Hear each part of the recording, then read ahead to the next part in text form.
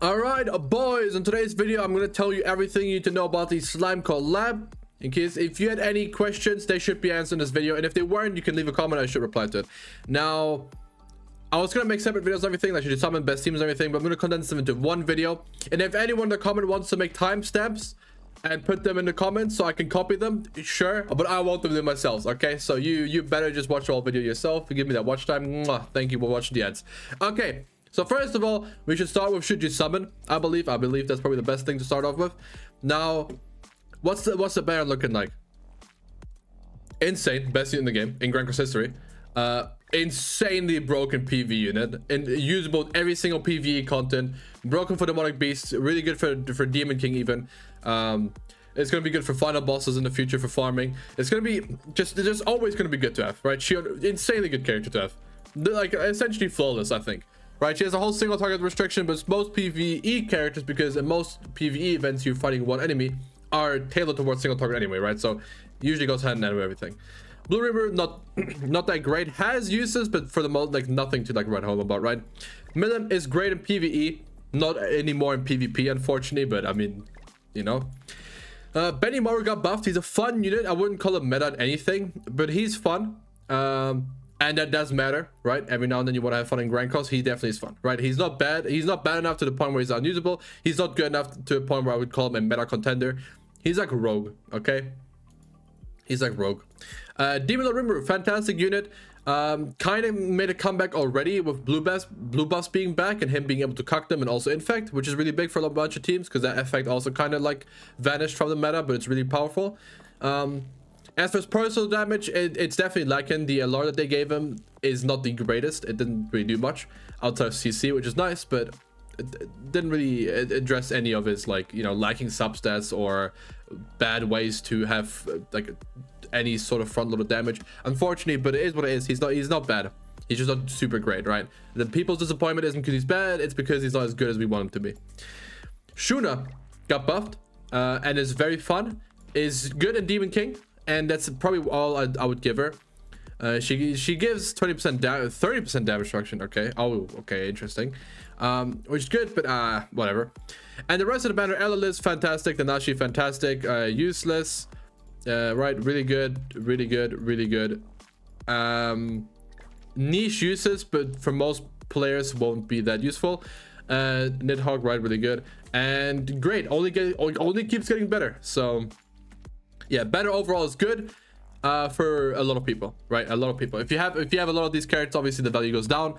But because I don't know what your account looking like, I can't tell you, right? Like they've given her away for free, her away for free, her away for free. Why are all the demonic beast belts units women, huh? I just realized. Why is that, huh? Yeah, Valenti too. Yeah, dude. Well, okay. Well, whatever. Better overall is good. Should it summon though? I say yes. A lot of people tell you, oh, collab units, they fall off, right? And those are the people that probably definitely summoned Albedo, because if they didn't, they would have been begging for her months later. The same people that were begging for Rimuru after they skipped him. Same people that now have the option between two Percivals that are both worse than now Fumi on the human team.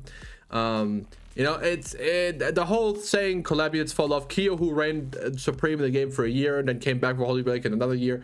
You know, Terry, who was good for a whole year. Let's not get it twisted, okay? They have the same lifespan as most other units that released. Milim and Shion was gonna have a really long lifespan, right? Like Kizuna as well. Like PV is gonna have much more longer lifespans. But Milim is gonna be very hard to power creep in a way where she falls off. Like she power crept Demiurge and being the most dominant PvP unit, but Demiurge is still broken, right? So, like, he's still insane. So this, like, they're both insane. They both gonna last a while. They're both, their kids are crazy good. This is not something that's like, oh yeah, but wait until November fast power creeps. No, trust me, I will be winning against you in November too with this team. So yeah, I think it's a definitely should you summon 100% if you have enough for a rotation. If you don't have 600, I wouldn't bother. If you don't have 600, don't go for it. Use the tickets. Hopefully you somehow get lucky and you actually get her. But if you don't, that's completely fine. Not the end of the world. There's so many other units in the game, and you know we're gonna be entering half Annie and New Year's, and then global Annie, and you're gonna pick up a bunch of crazy units if you're a new player, okay? But if you can't accumulate 600, then go watch my gear, go watch my gem guide, go watch other people's gem guides, right? And if you can do 600, I would 100% do 600. If you can't, save for half anniversary. Okay, whatever banner comes next, no matter what it is, don't summon. Okay, wait for half anniversary. So that's that. So I think it's a should you summon if you have enough for rotation, so you can guarantee one of them, right? On collabs, it's very, I feel like it's unnecessary. If you can't go to pity, don't summon. Okay, don't bother. Now you can definitely get enough gems though, but that's up to you if you want to do all that grind. Now secondly, the missions, you can read them in English, so I don't have to explain those missions to you. One of them is do the story. Now in the story, it'll tell you to talk to Rimuru in the tavern, and you'll be here and you'll be like, it just pops up of talk to Rimuru in the tavern. It's like, I can't see him, he's not here. Why is it not leading me to him? What am I supposed to do? If you don't know, and they tweeted this out on JP, I didn't think people would actually have an issue with this or struggle with this, but you know, because people do, I will actually tell you. You go on the circus, and then you go over here. Oh. And then you switch to this top one. Okay, and then you're back in the tavern, and then you'll see Rimuru, Benimaru, and Milim sitting on the table, and you'll have to go back and forth and then go through the entire thing again. And yet the story takes a while. It's really annoying, I can't lie. Especially if you can't read it. If you can read it, it's probably fun to read. Sort of, maybe every now and then, but overall I'm not a fan of the story. Okay, and it's the same thing we've had before, so whatever. Right, so that's the story part. Now gear wise, Shion, mainly you just want to be going attack gear on her, or HP if you want more of a supportive role, right? I have her on HP because she gets a bunch of attack, but I can see, let me move my camera so you can see the CC as well. I have her on HP because I believe like I have enough DPS characters to make up for it. But if you want to build her with attack gear, that's completely valid, because she'll still work really well in attack gear. And she'll still be tanky, but for the most part, you probably don't want her to be the one tanking hits, so you don't want her to be lowest HP. She has insanely high base attack as well. So even on HP gear, she still has really good attack. But you can go attack. If you want to maximize her damage and then run a more supportive build around her in most events, then that's probably something that's going to be very valid in a lot of events. But I think HP is definitely a safe choice. The middle pieces don't matter too much, especially in PvE. So I just gave her the SR 50% once we have. You can give her R. You can give her common, right? Yeah, I can give her this. It's completely fine. Okay. And now for Milim. What gear do you want on her? Well, it depends. Again, the safe bet is going to be HP gear.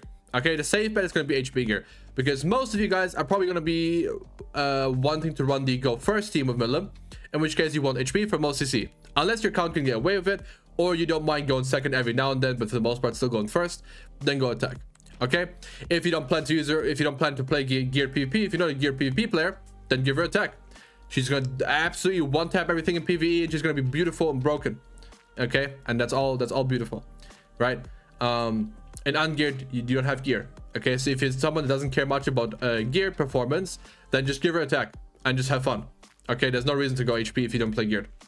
But yeah, now, because a lot of people ask this, Shion doesn't need any dupes.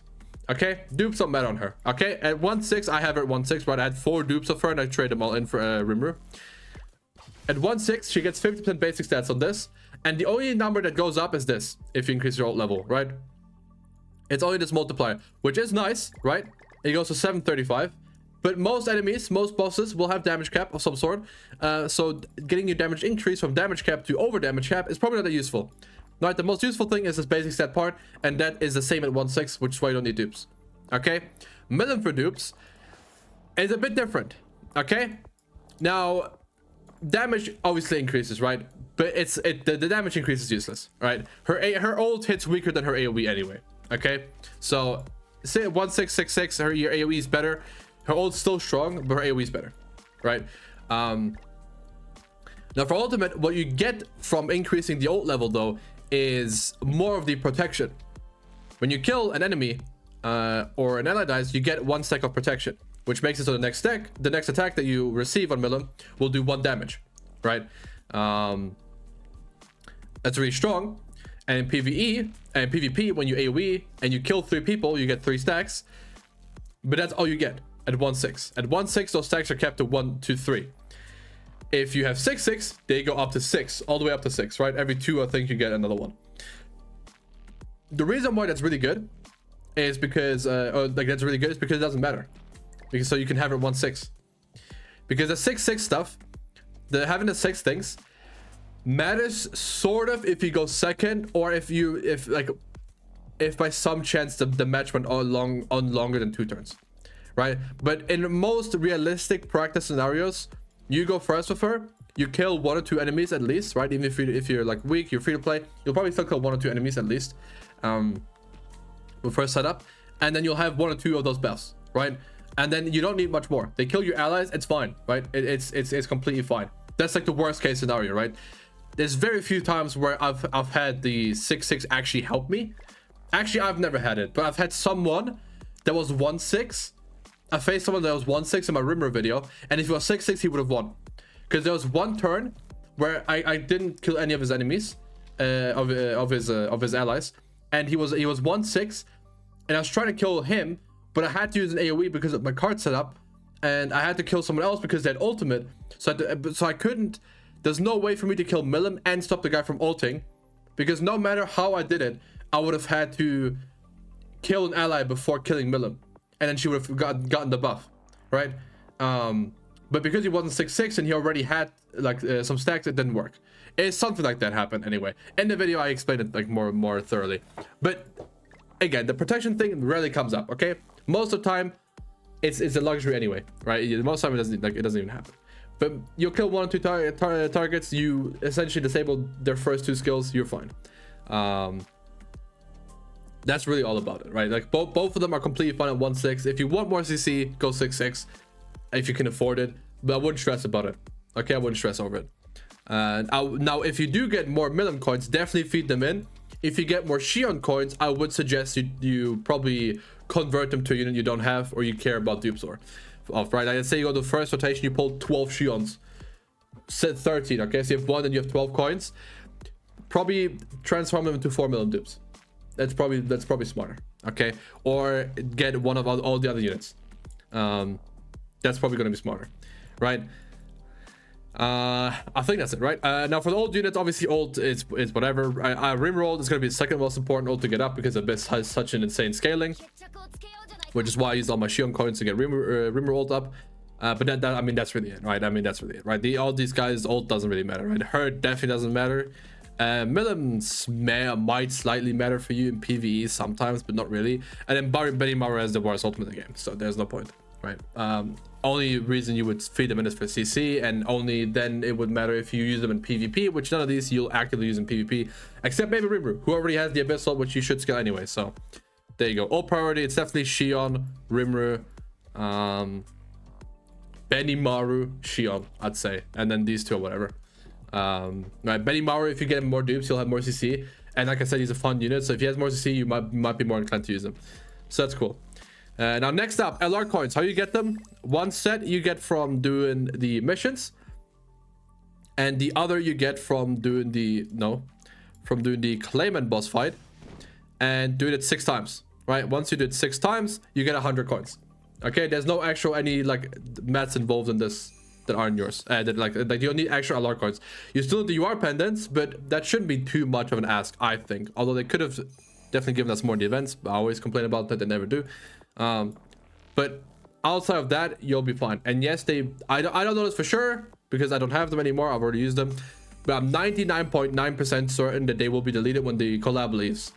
Okay, so you won't have time after the collab to then gather UR pendants and then feed them in. So just do it now, even if it means you can't get a different unit up that you want to get up or something, right? Focus on the LR first if you're someone that's short on pendants, right? Just because they might leave. And the last thing, I believe, is Holy Relics. How do you get them? Where do you get them? In case you didn't know, one is going to be from the Diamond Payback. If you spend 900 gems, you get it, which I know I'm not a fan of either, don't worry. But it's a thing, and a lot of people will spend this amount anyway. If you buy the outfits for 60 gems each, right, that's 120 gems. If you go rotation, that's 600, now you're at 720. Right, you're just gonna have to find a way to do another 180 gems somewhere that's useful to you, okay? Which shouldn't be too bad. But yeah, it's kind of annoying. They have the other old outfits too you can buy with gems, the old like OG slime units, or if you want to buy the Benimaru outfits or something, that's definitely a thing. But yeah, it's annoying. I agree that they what extra one is locked behind this, especially because they don't give you enough for all the units, because they expect most people to have the old units like already Holy Relic up. And yeah, well, that's one. The other one you get also from Clayman from the shop. Right, beat him like twice in extreme, you'll have enough, right? It's 60, so you'll be, I think, like one run like 30 or something, 27, I think, if you're unlucky. Let's see how much. Actually, it's probably more. Wait, you can get 45 in one run, so yeah. Okay, so that's one thing. That's 2 holy relics. Now the other one is gonna be from Ifrit, which is not out yet, but it will be on JP after the 31st, and in global on the 4th or 5th, whatever the Monday next week is. Okay, 1 week from now, it'll be out on global. Okay, so that's what the other box is gonna be, and then the other one is going to be from this bingo event, right there.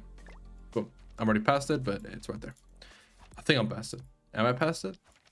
No, I'm not at it yet. Right. Okay. Well, I think I played too much PvP. I need to do more stages, like regular stages, to get the bingo coins. But yeah, that's all the ways to get the relics. Relic Priority obviously is gonna be milim, shion, Rimuru, and then if you do get the 4th one, you can use it on one of the older ones you don't have yet. I would suggest Benimaru or milim. Up to you if you want more PvE or PvP. Again, they're both in the same realm of like how good they are at what they do. But milim you probably won't ever use. Benimaru you might have fun using, so I'll probably give it to Benimaru. But yeah, I think that's gonna be it for the video. If you have any more questions, let me know. But I think I answered everything. Good job. Also, Labyrinth doesn't do or give you anything special, so I'm not gonna mention it.